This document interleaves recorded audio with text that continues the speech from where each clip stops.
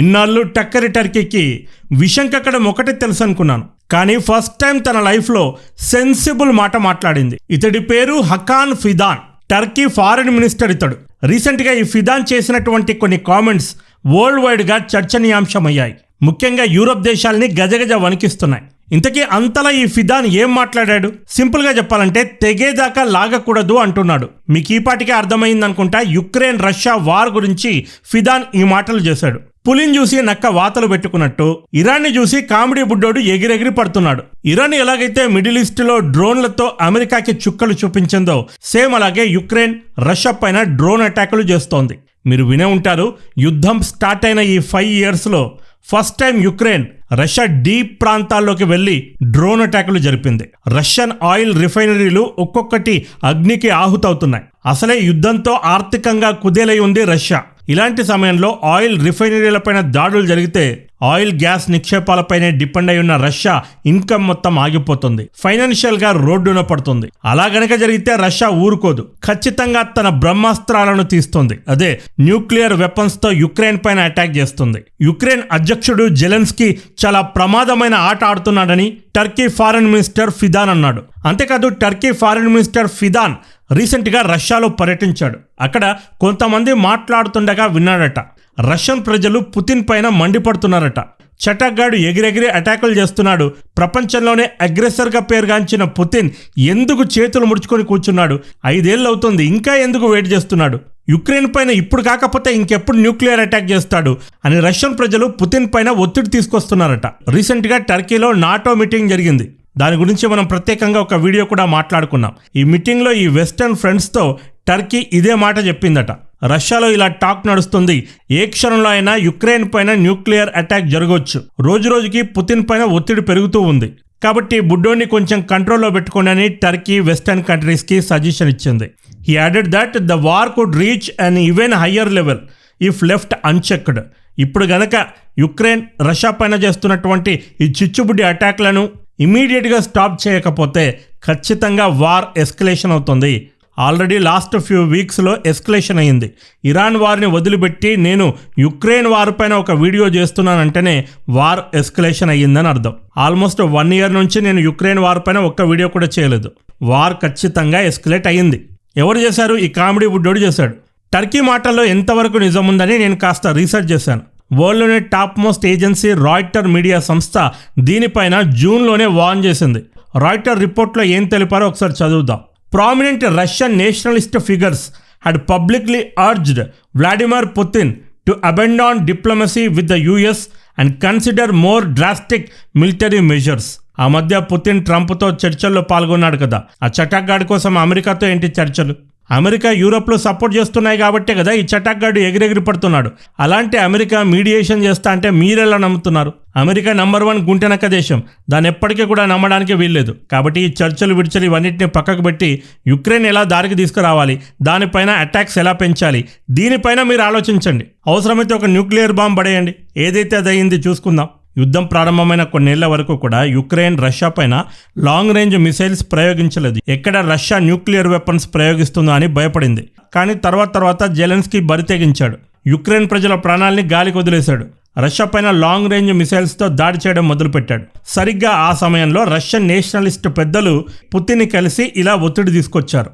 దీన్ని రాయిటర్స్ అప్పట్లోనే పత్రికా కథనంలో ప్రచురించింది. రాయిటర్స్ ప్రచురించినటువంటి ఆ కథనము ఈరోజు టర్కీ ఫారిన్ మినిస్టర్ మాట్లాడినటువంటి మాటలు మ్యాచ్ అవుతున్నాయి. కాబట్టి ఫిదాన్తో నేను 100% ఏకీభవిస్తున్నాను. ఖచ్చితంగా న్యూక్లియర్ థ్రెట్ ఉంది. బుడ్డోడు చాలా ప్రమాదకరమైన గేమ్ ఆడుతున్నాడు. యుక్రెయిన్ ప్రజల ప్రాణాలని రిస్క్లో పెడుతున్నాడు.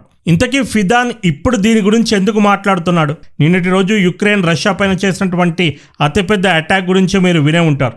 రష్యా సరిహద్దును దాటి 1200 కిలోమీటర్ల లోపలికి ప్రవేశించి డ్రోన్ అటాక్ జరిగింది. గత 5 ఏళ్లలో రష్యాలో ఇంత డీప్గా అటాక్ జరగడం ఇదే first time. Russia power house అని పిలువబడే టాటార్స్తాన్ రీజియన్లోని టెనెకో ఆయిల్ రిఫైనరీని యుక్రెయిన్ డ్రోన్లు విజయవంతంగా హిట్ చేశాయి. ఈ అటాక్కి సంబంధించినటువంటి లైవ్ విజువల్స్ కూడా మన చేతికి చిక్కాయి. వాట్సాప్ ఛానల్లో పోస్ట్ చేశాను, చూసేయండి. ఆపరేషన్ సింధూర్ సమయంలో కూడా కొన్ని వందల డ్రోన్లు భారత భూభాగంలోకి పాకిస్తాన్ నుండి వచ్చాయి. అందులో మెజారిటీ టర్కీకి చెందినటువంటి డ్రోన్స్. కానీ మన భారత బలగాలు సక్సెస్ఫుల్గా డ్రోన్స్ అన్నింటినీ, మిసైల్స్ అన్నింటినీ ఒక్కటి కూడా భారత గడ్డపైన హిట్ అవ్వకుండా గాల్లోనే పేల్చబడేశారు. Hats off to Indian army. Same ఇదే తరహాలో యుక్రెయిన్ నిన్నటి రోజు రష్యా పైన ఏకకాలంలో కొన్ని వందల డ్రోన్లను పంపించింది. వీటిని స్వార్మ్ డ్రోన్స్ అంటారు. సేమ్ ఆపరేషన్ సింధూర్లో ఎలాగైతే పంపించారో అదే విధంగా రష్యాలో వరల్డ్లోనే ద బెస్ట్ S-400 ఉంది, S-500 ఉంది, పాన్స్టెడ్ డిఫెన్స్ సిస్టమ్స్ ఉన్నాయి. ఏకకాలంలో వచ్చినటువంటి ఆ వందల డ్రోన్లను అడ్డుకోవడానికి రష్యాకు చెందినటువంటి అన్ని ఎయిర్ డిఫెన్స్ సిస్టమ్స్ ఒక్కసారిగా యాక్టివేట్ చేయబడ్డాయి.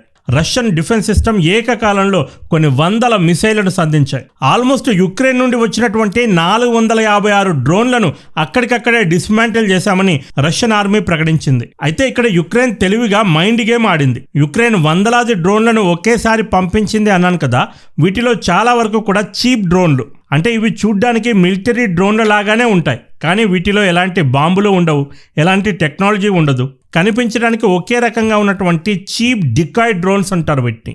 రష్యాకు చెందినటువంటి మేజర్ డిఫెన్స్ సిస్టమ్స్ మొత్తం ఈ డ్రోన్లను డిస్మాంటిల్ చేయడానికి ఫుల్ బిజీగా ఉన్నాయి. ఇలాంటి సమయంలో యుక్రెయిన్ ఏం చేసింది, మెయిన్ లాంగ్ రేంజ్ అటాక్ డ్రోన్స్ని విడిచింది. యుటి రకానికి చెందినటువంటి పవర్ఫుల్ బాంబులను కలిగి ఉన్నటువంటి లాంగ్ రేంజ్ డ్రోన్స్ అవి. రష్యన్ రాడార్లు అసలే బిజీగా ఉన్నటువంటి సమయంలో అందులో బ్యాటరీలను రీలోడ్ చేసే క్రమంలో కొంత గ్యాప్ ఇస్తారు. అలాంటి గ్యాప్లో ఈ లాంగ్ రేంజ్ డ్రోన్లను విడిచేసరికి ఇవి సక్సెస్ఫుల్గా రష్యన్ బార్డర్ని దాటగలిగాయి. చెప్పాను కదా, లాంగ్ రేంజ్ డ్రోన్స్ ఇవి బార్డర్ని దాటి ఏకంగా 1200 కిలోమీటర్ల దూరం ప్రయాణించగలిగాయి. రష్యా దగ్గర వరల్డ్లోనే హైలీ అడ్వాన్స్డ్ జామర్ సిస్టమ్ ఉంటాయి. దీన్నే జామింగ్ ఎలక్ట్రానిక్ వార్ఫేర్ సిస్టమ్ అంటారు.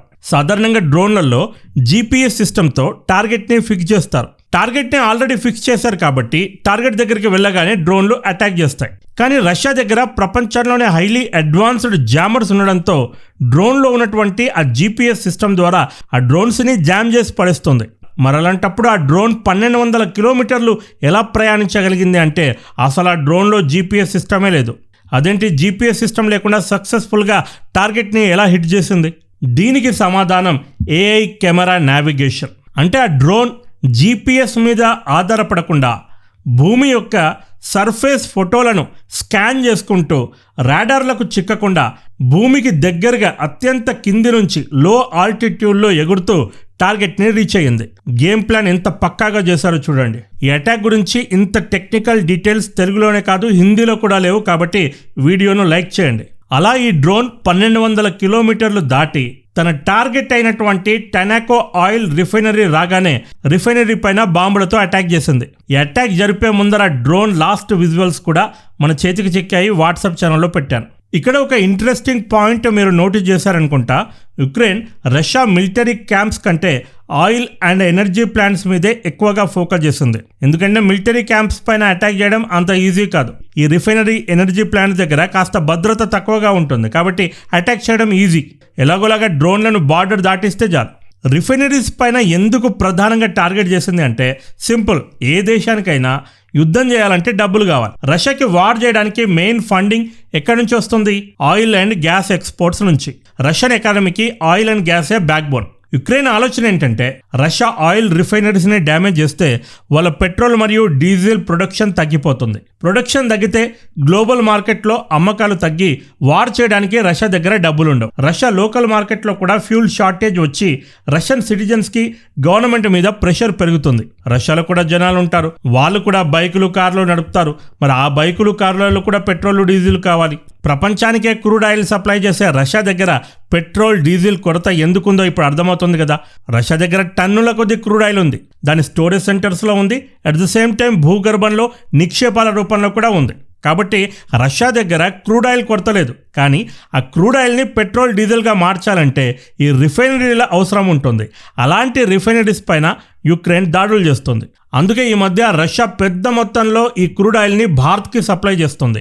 భారత్లోని గుజరాత్లోని జామ్నగర్లో అంబానీకి చెందినటువంటి పవర్ఫుల్ రిఫైనరీస్ ఉన్నాయి. ఈ రిఫైనరీస్ ఎందుకంత ప్రాముఖ్యమైనవంటే ఇవి ఈవెన్ రాక్ క్రూడ్ ఆయిల్ని కూడా శుద్ధి చేయగలవు. రష్యా నుంచి పెద్ద మొత్తంలో క్రూడ్ ఆయిల్ భారత్కి వస్తుంది. భారత రిఫైనరీలో ఆ క్రూడ్ ఆయిల్ని శుద్ధి చేసి పెట్రోల్ మరియు డీజిల్లను తయారు చేస్తున్నాయి. అందులో కొంత మొత్తాన్ని మళ్ళీ రష్యాకి తిరిగి పంపిస్తున్నాయి. రష్యా కూడా ఈ దాడికి కౌంటర్ అటాక్ చేసింది. యుక్రెయిన్లోని మల్టిపుల్ సిటీస్ పైన 126 డ్రోన్లతో ఎదురుదాడి చేసింది. ఈ దాడిలో యుక్రెయిన్కి చెందినటువంటి 5 ప్రాణాలు కోల్పోయారు. అనేక ఇళ్లు, అపార్ట్మెంట్లు ధ్వంసమయ్యాయి. యుక్రెయిన్ రష్యా పైన చేసినటువంటి ఆ దాడిలో 13 మంది మరణించారు, 26 మంది గాయపడ్డారు. చాలా పెద్ద అటాక్ ఇది. రష్యా యుక్రెయిన్ పై పవర్ గ్రిడ్ నెట్వర్క్స్ పైన కూడా అటాక్ చేసింది. ఫలితంగా దాదాపు ఒక 10,000 ఇళ్లకు రావాల్సినటువంటి ఎలక్ట్రిసిటీ సప్లై ఆగిపోయింది. రష్యాలోని నిజ్నే కామ్స్క్ సిటీలో ఉన్నటువంటి ఈ ఆయిల్ రిఫైనరీ రష్యాకి చాలా ఇంపార్టెంట్. ఇది కేవలం ఒక మామూలు ఫ్యాక్టరీ కాదు, రష్యా సైన్యానికి, దేశ ఎకానమీకి అత్యంత కీలకమైన లైఫ్ లైన్. ఈ ప్లాంట్లో రోజుకి దాదాపు 3,40,000 బ్యారెళ్ల క్రూడ్ ఆయిల్ ప్రాసెస్ అవుతుంది. అంటే రష్యా మొత్తం ఆయిల్ రిఫైనరీ కెపాసిటీలో 6% వరకు ఈ రిఫైనరీలోనే జరుగుతుంది. రష్యాలోని హైలీ మోడర్నైజ్డ్ రిఫైనరీ ఇది. అలాగే యుద్ధం చేయాలంటే కేవలం ట్యాంకులు, ఫైటర్ జెట్లు ఉంటే సరిపోదు. వాటికి లీటర్ల కొద్దీ డీజిల్, ఏవియేషన్ ఫ్యూల్ కావాలి. ఈ నిజ్నే కామ్స్క్ ప్లాంట్ మిలిటరీ గ్రేడ్ ఫ్యూల్ని భారీగా తయారు చేస్తుంది. యుక్రెయిన్పై రష్యా జరుపుతున్న యుద్ధంలో వాడే ట్యాంకులకి, ఆర్మీ ట్రక్కులకు ఇక్కడ నుంచే ఫ్యూల్ సప్లై అవుతుంది. అందుకే యుక్రెయిన్ ఆలోచన ఏంటంటే ఈ ప్లాంట్ని డ్యామేజ్ చేస్తే సరిహద్దులో యుద్ధం చేస్తున్న రష్యా ట్యాంకులకి ఆయిల్ సప్లై జరగకుండా చేయవచ్చు. ఈ ప్లాంట్ని ఒకసారి హిట్ చేసి కేవలం కొన్ని రోజులు ప్రొడక్షన్ ఆపేసిన రష్యన్ గవర్నమెంట్కి 100 కోట్ల రూపాయల నష్టం వాటిల్లుతుంది.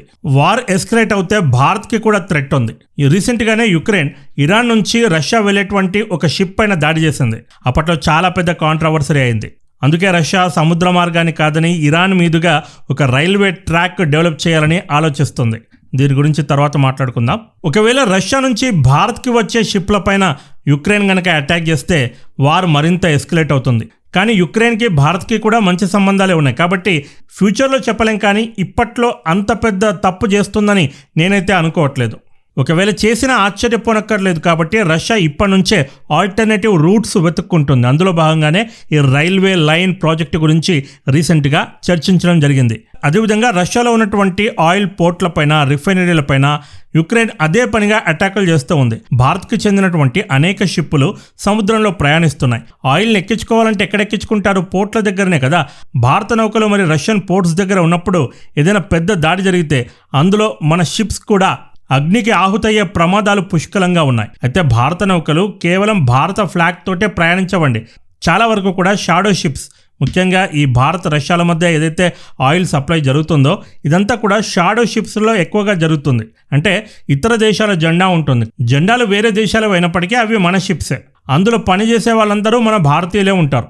అలాంటి షిప్స్ పైన అటాక్ జరిగితే ఇండియన్ సీఫేరర్స్ ప్రాణాలు ప్రమాదంలో పడతాయి.